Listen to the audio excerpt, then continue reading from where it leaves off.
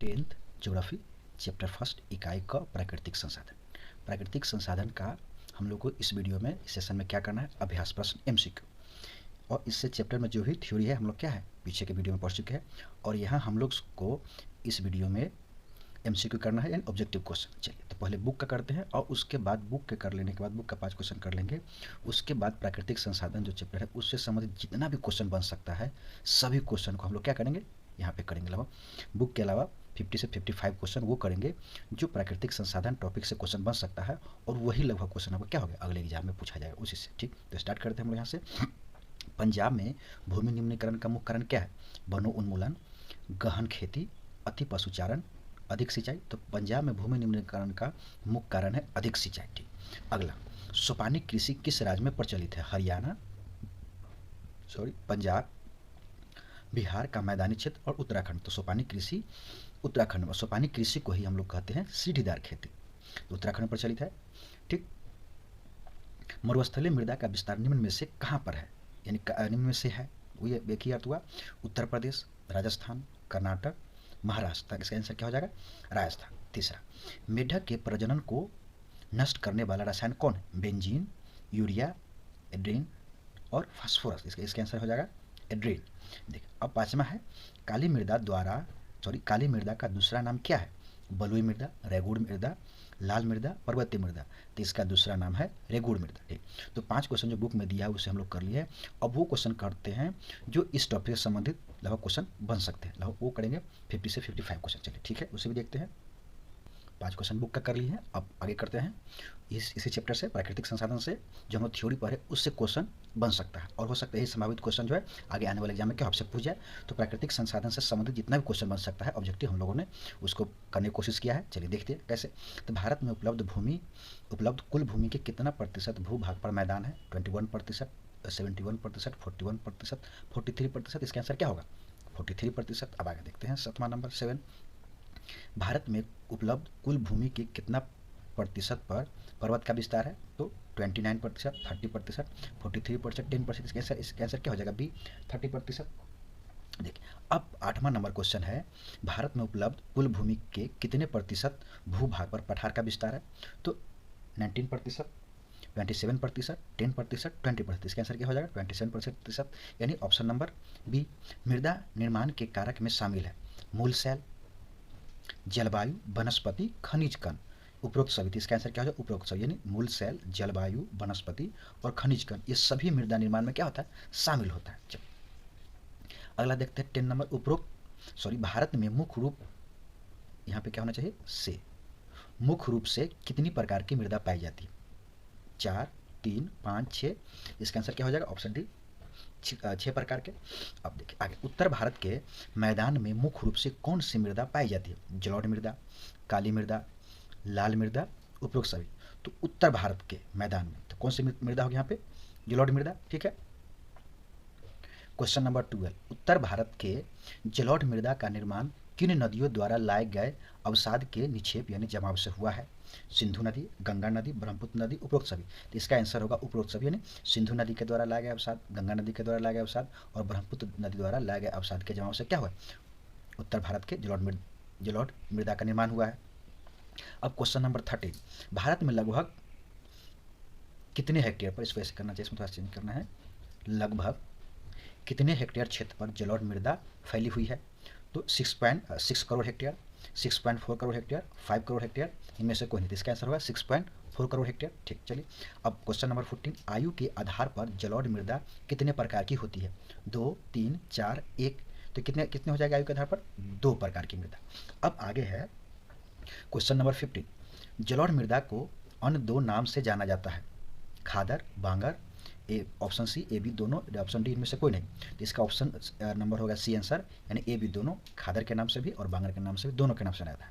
अब देखिए अगला क्वेश्चन नंबर 16, पुराने जलोढ़ मृदा को किस नाम से जाना जाता है? बांगर, खादर, रेगुर, इनमें से कोई नहीं। तो कौन कह रहा है पुराने जलोढ़ मृदा को? जिसे कहते हैं बांगर के नाम से।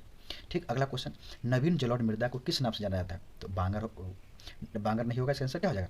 खादर, क्योंकि नवीन जलोढ़ मृदा किस नाम से जाता है? खादर के नाम से। तो इसका आंसर क्या हो जाएगा? बांगर, खादर, रेगुर, इनमें से कोई, तो इसका आंसर खादर हो जाएगा। ठीक, नवीन जलोढ़ मृदा का खादर। अब जलोढ़ मृदा में किन तत्वों की कमी पाई जाती है? जलोढ़ मृदा में किन तत्वों के क्या ध्यान रखना है यहाँ पे? कमी, नाइट्रोजन, जैव पदार्थ, ए बी दोनों और इनमें से कोई नहीं। बताइए फटाफट आंसर क्या हो जाएगा 18 नंबर का? तो इसका आंसर हो जाएगा ये ऑप्शन सी, ए बी दोनों, यानी नाइट्रोजन की भी कमी पाई जाती है और जैव पदार्थ की भी कमी पाई जाती है ना, ह्यूमस। अगला है क्वेश्चन नंबर 20, निम्न में से किस मृदा में गहन कृषि की जाती है? काली मृदा, जलोढ़ मृदा, रेगुड़ मृदा, इनमें से कोई नहीं। तो यहाँ पे थोड़ा समझने वाली चीज़ है गहन कृषि। देखिए गहन कृषि कहते किसे? देखिए मान लीजिए एक भूमि का टुकड़ा है, ठीक, इस भूमि के टुकड़ा पर वर्ष में 2 या 2 से अधिक फसल लगाया जाता है, तो हम समझेंगे कि इस भूमि के टुकड़ा पर कौन सी कृषि की जा रही है? गहन कृषि, ठीक। और किसी भी भूमि पर 2 या 2 से अधिक फसल लगाने का अर्थ ही है वो भूमि उर्वर होगी, तभी हम 2 या 2 से 3 अधिक फसल लगा सकते हैं। अगर भूमि उर्वर नहीं होगी तो उस पर हम वर्ष में एक ही बार फसल ले सकते हैं, ज़्यादा फसल नहीं ले सकते। तो वही कह रहा है जो भूमि उर्वर होगी उसी पे गहन कृषि की जा सकती है, यानी वर्ष में 2 या 2 से अधिक फसल उगाई सकती है। तो काली मृदा, रेगुड़ मृदा, जलोढ़ मृदा में से कोई नहीं। तो काली मृदा, रेगुड़ मृदा दोनों में से अधिक उर्वर भूमि कौन है? जलोढ़ मृदा। तो इसका आंसर क्या हो जाएगा? जलोढ़ मृदा, यानी जलोढ़ मृदा पे क्या की जाती है? गहन कृषि की जाती है, ठीक। यहाँ तक क्लियर है? ठीक। अब आगे देखते हैं 21 नंबर क्वेश्चन। उत्तर बिहार के कोई चलेगा। उत्तर बिहार में बालू प्रधान जलोढ़ मृदा को किस नाम से जाना जाता है? यहाँ ध्यान रखना है, उत्तर बिहार के बालू प्रधान जलोढ़ मृदा को, सीधे उत्तर भारत नहीं पूछ रहा है, यहाँ पूछ रहा है उत्तर बिहार में बालू प्रधान जलोढ़ मृदा को किस नाम से जाना जाता है? जलोढ़ मृदा, काली मृदा, दियारा, इनमें से कोई नहीं। तो इसका आंसर हो जाएगा दियारा, यानी उत्तर बिहार के बालू प्रधान जलोढ़ मृदा को क्या कहा जाता है? दियारा कहा जाता है, ठीक। अब अगला क्वेश्चन इसी दियारा से संबंधित है। उत्तर बिहार का दियारा भूमि किस फसल के लिए प्रसिद्ध है? मक्का के लिए, गन्ना के लिए, तंबाकू के लिए, इनमें से कोई नहीं। तो इसका आंसर हो जाएगा आपका तंबाकू, यानी उत्तर बिहार का दियारा भूमि किसके लिए प्रसिद्ध है? मक्का के लिए। चलिए ठीक है, आगे देखते हैं। निम्न में से किस मृदा क्षेत्र में सर्वाधिक जनसंख्या घनत्व पाया जाता है? काली मृदा में, लेटराइट मृदा में, लाल मृदा में, जलोढ़ मृदा में। तो जस्ट अभी हम पीछे पढ़े जो सघन कृषि किस पे की जाती है? जलोढ़ मृदा में। तो यहाँ पे जो जलोढ़ मृदा है उसका क्या, ये यहाँ पे कृषि की उत्पादकता ज़्यादा है, यानी यहाँ से फसल का उत्पादन ज़्यादा है। तो जहाँ से आपका फसल का उत्पादन ज़्यादा होगा वहीं पर तो जनसंख्या अधिक होगी। तो वही कह रहा है निम्न में से सर्वाधिक जनसंख्या घनत्व कहाँ पर होगा? जलोढ़ मृदा में, यानी इस मृदा का उत्पादकता ज़्यादा है, इसलिए यहाँ पे संख्या भी क्या होगी? ज़्यादा होगी। तो यहाँ जन घनत्व भी जलोढ़ मृदा वाले क्षेत्र में क्या होगा? अधिक होगा, ठीक। आगे देखते हैं 24 नंबर। काली मृदा का रंग काला उसमें मौजूद किस तत्व के कारण होता है? तो काली मृदा का रंग काला उसमें मौजूद एल्युमिनियम, लौह यौगिक, ए बी दोनों, इनमें से कोई नहीं। किसके कारण होगा? बताइए फटाफट जल्दी से। तो इसका आंसर हो जाएगा option number C, A B दोनों, यानी काली मृदा का रंग काला एल्युमिनियम और लौह यौगिक दोनों के कारण क्या होता है? काला होता है। अब देखिए आगे क्वेश्चन नंबर 25। काली मृदा निम्न में से किस फसल की खेती के लिए उपयुक्त मानी जाती है? गन्ना, कपास, मक्का, इनमें से कोई नहीं। तो काली मृदा किसके लिए उपयुक्त मानी जाती है? कपास के लिए, ठीक। अब आगे देखते हैं निम्न में से किस मृदा में नमी धारण करने की क्षमता सबसे अधिक होती है? जलोढ़ मृदा, काली मृदा, लाल मृदा, इनमें से कोई नहीं। इसका आंसर क्या हो जाएगा बताइए? तो नमी धारण करने की क्षमता सबसे अधिक किसमें होती है? आपको बता दें काली मृदा में। चलिए ठीक है, देखते हैं आगे क्वेश्चन नंबर 27। देखिए तो निम्न में से काले मिट्टी का क्षेत्र है, यानी गंगा घाटी क्षेत्र, महाराष्ट्र, अरुणाचल प्रदेश, इनमें से कोई नहीं। इसका आंसर क्या हो जाएगा? बी, महाराष्ट्र। देखिए अब 28। निम्न में से किस चट्टान के टूटने से काली मिट्टी का निर्माण होता है? जलोढ़, बेसाल्ट, लेटराइट, इनमें से कोई नहीं। तो बेसाल्ट चट्टान के टूटने से क्या होता है? काली मिट्टी का निर्माण होता है। अब देखिए क्वेश्चन नंबर 29। कपासी मृदा के नाम से कौन सा मृदा जाना जाता है? जलोढ़ मृदा, बलुई मृदा, काली मृदा, इनमें से कोई नहीं। तो काली मृदा, क्योंकि काली मृदा क्या होता है? कपास की अत्यधिक खेती होती है काली मृदा में, इसलिए हम कभी कैसे काली कपासी मृदा भी कहते हैं या कपासी मृदा भी कहते हैं। तो किसको? काली मृदा को। अब देखिए काली मृदा में किस तत्व की कमी पाई जाती है? बहुत इंपॉर्टेंट है, क्या होता है? बार बार ये पूछता है। तो काली मृदा में किस तत्व की कमी पाई जाती है? चूना, कार्बोनेट, फास्फोरस, कार्बन। तो क्या इसका आंसर हो जाएगा? सी, फास्फोरस। अब निम्न में से कौन सी मिट्टी गीली होने के साथ अत्यंत चिपचिपी हो जाती है? क्या होती है? अत्यंत चिपचिपी हो जाती है, बताइए। जलोढ़ मृदा, लाल मृदा, लेटराइट मृदा, काली मृदा। तो इसका आंसर क्या हो जाएगा? इसका भी आंसर हो जाएगा काली मृदा, यानी गीली होने के साथ ही बहुत चिपचिपी हो जाती है, ठीक। क्लियर है? आगे देखते हैं। लाल मृदा का रंग लाल इसमें मौजूद डैश के कारण होता है? ऑप्शन ए लौहांश, option B carbon, option C phosphorus, option D potash. तो इसका आंसर हो जाएगा ऑप्शन ए लोहांश के कारण क्या होता है, लाल मृदा का रंग लाल हो जाता है।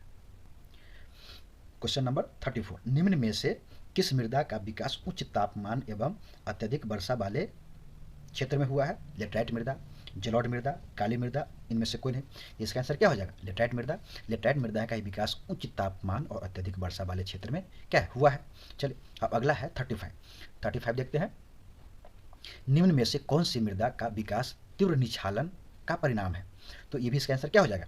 35 लेटराइट मृदा। और तीव्र निछालन क्या है ये हम लोग पीछे चैप्टर जब जिसमें पढ़ रहे थे ना उस समय देख चुके हैं। अगर नहीं देखे तो आप चैप्टर इन प्राकृतिक संसाधन का पूरा वीडियो पड़ा हुआ है, आप जाइए वहाँ पे नए चैनल पे देख लीजिए। ठीक, अब आगे देखते हैं हम लोग 36। तो निम्न में से किस कारण लेटराइट मृदा कठोर हो जाती है? तो अपक्षय के कारण, फास्फोरस के कारण, राबा के कारण, में से कोई नहीं। तो अपक्षय के कारण ही लेटराइट मृदा क्या होती है? कठोर होती है। और अपक्षय क्या है इसके बारे में हम लोग चैप्टर में अच्छे से पढ़ चुके हैं। अगर नहीं देखें तो आप लोग जाकर आप चैप्टर का वीडियो देख सकते हैं, आपको अच्छे से मिल जाएगा वहाँ पे। ठीक, देखिए अब 37, लेटराइट मृदा का रंग लाल होता है यानी हो जाता है किसके कारण? एल्युमिनियम के कारण, लोहे के ऑक्साइड के कारण, ऑप्शन सी ए बी दोनों, इनमें से कोई नहीं। तो 37 का आंसर क्या होगा बताइए फटाफट। तो इसका आंसर हो जाएगा option number C A B दोनों, यानी एल्युमिनियम और लोहे के ऑक्साइड के कारण लेटराइट मृदा का रंग क्या होता है? लाल हो जाता है। चलिए ठीक है, आगे चलते हैं 38 में। तो मृदा संरक्षण तकनीक के सहारे निम्न में से किस मृदा में चाय अथवा कहवा का उत्पादन किया जाता है? लाल मृदा, काली मृदा, लेटराइट मृदा, जलोढ़ मृदा। तो इसका भी अर्थ होगा क्या? आंसर हो जाएगा इसका लेटराइट मृदा। ठीक है, यानी अब देखिए इसमें कह रहा है कहवा कहते किसे? तो हम लोग कॉफ़ी पीते हैं ना, तो कॉफ़ी से हम लोग क्या भली भांति परिचित है, लेकिन उसी कॉफ़ी को हिंदी में बोला जाता है कहवा। ठीक, क्लियर है। और टी यानी चाय से हम लोग अच्छे से परिचित ही है। अब क्वेश्चन नंबर 39, किस मृदा में काजू की खेती की जाती है? लेटराइट मृदा, जलोढ़ मृदा, काली मृदा, इनमें से कोई नहीं। फटाफट बताइए इसका क्या आंसर हो जाएगा? लेटराइट मृदा। ठीक, आप अच्छी तरह से जानते ही है। चलिए आगे देखते हैं क्वेश्चन नंबर 40, किस मृदा में सन स्तरों का विकास काफी कम हो पाया? सन स्तर मतलब होता है परत का विकास काफी कम हो पाया। पर्वतीय मृदा में, लाल मृदा में, जलोढ़ मृदा में, मरुस्थलीय मृदा में। तो मरुस्थलीय मृदा में परत बिल्कुल न के बराबर होता है, बिल्कुल होता भी नहीं है। जैसे बालू का ढेर देखे ना, तो बालू के ढेर के समान ही पर्वतीय मृदा नहीं कौन? मरुस्थलीय मृदा होता है। तो इसका आंसर क्या हो जाएगा 40 का? ऑप्शन नंबर डी मरुस्थलीय मृदा। अब देखिए क्वेश्चन नंबर 41, निम्न में से किस मृदा का विकास पर्याप्त वर्षा वन वाले क्षेत्र में हुआ है?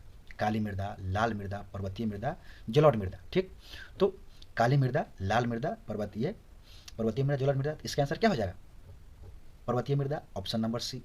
ऑप्शन नंबर 42, संसार का सबसे कीमती संसाधन माना जाता है पशु को, खनिज को, वनस्पति को, नहीं ऑप्शन यहाँ पर गलत हो गया, पशु को, नदियों को, वनस्पति को, खनिज को। तो इसका सबसे आंसर हो जाएगा डी, आपका number D, option number D खनिज का आंसर हो जाएगा। अब देखिए क्वेश्चन नंबर 43, निम्न में से कौन सा प्राकृतिक संसाधन का उदाहरण नहीं है? खनिज है, नदियाँ है, मृदा है, नगर और शहर नहीं है। क्या है ये? मानव निर्मित है या कृत्रिम है। तो क्या हो जाएगा? प्राकृतिक संसाधन उदाहरण नहीं है। तो ऑप्शन नंबर डी इसका सही हो जाएगा। अब देखते हैं हम लोग देखते हैं क्वेश्चन नंबर 44, निम्नलिखित में से किस प्राकृतिक संसाधन का भंडार सीमित है? सौर ऊर्जा, पवन ऊर्जा, खनिज तेल, इनमें से कोई नहीं। इसका आंसर क्या हो जाएगा? खनिज तेल। इसका भंडार असीमित है, इसका भी असीमित है। आंसर क्या हो जाएगा? खनिज तेल। अब देखिए क्वेश्चन नंबर 45, इनमें से कौन मछलियों के अस्तित्व को खतरे में डाल सकता है? मानव निर्मित बांध, सागर जल, वर्षा जल, दूषित जल। इसका आंसर क्या हो जाएगा? दूषित जल मछलियों के अस्तित्व को क्या कर सकता है? खतरे में डाल सकता है। आगे देखते हैं क्वेश्चन नंबर 46, ज्वारीय ऊर्जा संसाधन है नवीकरणीय, अनवीकरणीय, अजैव, मानवकृत। फटाफट इसका आंसर देखिए क्या होगा? नवीकरणीय, अनवीकरणीय, अजैव या मानवकृत। तो इसका आंसर हो जाएगा ऑप्शन नंबर ए नवीकरणीय। चलिए ठीक है, अब देखते हैं क्वेश्चन नंबर 47, लौह अयस्क संसाधन माना जाता है जैव, अनवीकरणीय, मानवकृत, नवीकरणीय। तो 47 का क्या आंसर हो जाएगा? अनवीकरणीय। ठीक, अब 48, प्रायद्वीपीय भारत की नदी घाटियों में कौन सी मिट्टी पाई जाती है? तो समझने वाला है, यानी प्रायद्वीपीय भारत की नदी घाटियों, यानी जहाँ भी नदी घाटी की बात करेंगे तो उसका आंसर एक ही हो जाएगा। बताइए ध्यान से क्या हो जाएगा? दिमाग का थोड़ा सा घुरा दौड़ाइए। जलोढ़ मृदा, लाल मृदा, काली मृदा, रेतीली मृदा। तो इसका आंसर क्या हो जाएगा? जलोढ़ मृदा। यानी जहाँ भी नदी घाटी होगा तो नदी द्वारा लाए गए अवसाद के जमाव से वहाँ से क्या होगा? मिट्टी का निर्माण होगा। तो नदी द्वारा लाए गए अवसाद के जमाव से मिट्टी का निर्माण होगा। तो कौन सी मिट्टी होगी? जलोढ़ मृदा ही होगा। लाल मृदा नहीं होगा, काली मृदा नहीं होगा, रेतीली मृदा नहीं, कैसे कौन सी मृदा होगा? जलोढ़ मृदा होगा। ठीक, अब आगे देखते हैं क्वेश्चन नंबर 49। भारत में चारागाह के अंतर्गत 2008-9 में कितनी भूमि थी? 26%, 12%, 19%, 3.38%। ठीक, क्लियर? इसका आंसर हो जाएगा 3.38%। अब आगे हम लोग देखते हैं क्वेश्चन नंबर 50। उत्तर भारत के मैदान की प्रमुख नदी कौन सी है? उत्तर भारत के मैदान की प्रमुख नदी कौन सी बताइए? सिंधु, ब्रह्मपुत्र, गंगा, उपरोक्त सभी। तो इसके आंसर का जो उपरोक्त सभी, उत्तर भारत की प्रमुख नदी यही तीनों है, सिंधु, ब्रह्मपुत्र और गंगा। हम लोग अच्छी तरह से जानते हैं इसके बारे में। अब देखिए क्वेश्चन नंबर 51। किसी भी देश में पर्यावरण संतुलन बनाए रखने के लिए उसके क्षेत्र के कितना प्रतिशत भूभाग पर वन का विकास वांछित है, क्या है? आवश्यक है? 23%, 28%, 33%, 25%। इसका आंसर हो जाएगा सी, 33%। ठीक, आगे देखते हैं हम लोग। राष्ट्रीय वन नीति कब लागू किया गया? इसका आंसर क्या हो जाएगा? ऑप्शन नंबर ख, 53। वर्तमान भारत में कितने प्रतिशत भूभाग पर वन का विस्तार है? इसका आंसर क्या हो जाएगा? 53 का बी, 20%। अब देखिए, मृदा को अपने मूल स्थान से विविध क्रियाओं द्वारा स्थानांतरण अलग हो जाना, स्थानांतरण मतलब अलग हो जाना कहलाता है भूक्षरण, अनावृष्टि, ए बी दोनों इनमें से कोई नहीं। इसका आंसर क्या हो जाएगा? भूक्षरण। ठीक, यानी भूमि का क्या हो जाना? उस अपने स्थान से हट के अलग चला जाना, यही है भूक्षरण। ठीक, अब 55। पहाड़ी क्षेत्र में मृदा अपरदन को रोका जा सकता है पट्टिका कृषि द्वारा, समुच्च कृषि द्वारा, ए बी दोनों इनमें से कोई नहीं। तो इसका भी आंसर हो जाएगा ए बी दोनों, पट्टिका कृषि द्वारा और समुच्च जुताई द्वारा। वही पहाड़ी क्षेत्र में सीढ़ी वाली खेती होती है उसे कहते हैं पट्टिका कृषि या समुच्च जुताई द्वारा, उसी को कहते हैं। अब 56। किस राज्य में सीढ़ी नुमा खेती प्रचलित है? बिहार में। यह सब क्वेश्चन बुक में कर चुके, लेकिन एक बार फिर देख लेते हैं। किस राज्य में सीढ़ी नुमा खेती प्रचलित है? बिहार, उत्तराखंड, हरियाणा, बिहार, झारखंड, हरियाणा, उत्तराखंड। इसका आंसर क्या हो जाएगा? उत्तराखंड। जलोढ़ मृदा में पाई जाती है पोटास, फास्फोरस, चूना, उपरोक्त सभी। तो बताइए 57 का आंसर क्या हो जाएगा? जलोढ़ मृदा में पाई जाती है, पोटास भी पाई जाती है, फास्फोरस पाई जाती है, चूना भी पाया जाता है, यानी उपरोक्त सभी इसका आंसर हो जाएगा। अब आखिरी क्वेश्चन हम लोग करने जा रहे हैं कितना? 58। तो वर्तमान भारत में कितने प्रतिशत क्षेत्रफल पर कृषि की जाती है? 54%, 10%, 60%, 100%। इसका आंसर हो जाएगा कितना प्रतिशत? 54% पर। ठीक, तो हम लोगों ने बुक के अलावा 55 क्वेश्चन वो क्वेश्चन देखे जो इस चैप्टर से, प्राकृतिक संसाधन नामक चैप्टर से क्वेश्चन बन सकते थे, जो आप एग्जाम में पूछा सकते हैं। ठीक है, अगर वीडियो अच्छा लगा तो लाइक कीजिए और चैनल को सब्सक्राइब कीजिए। ठीक है, थैंक यू फॉर वॉचिंग।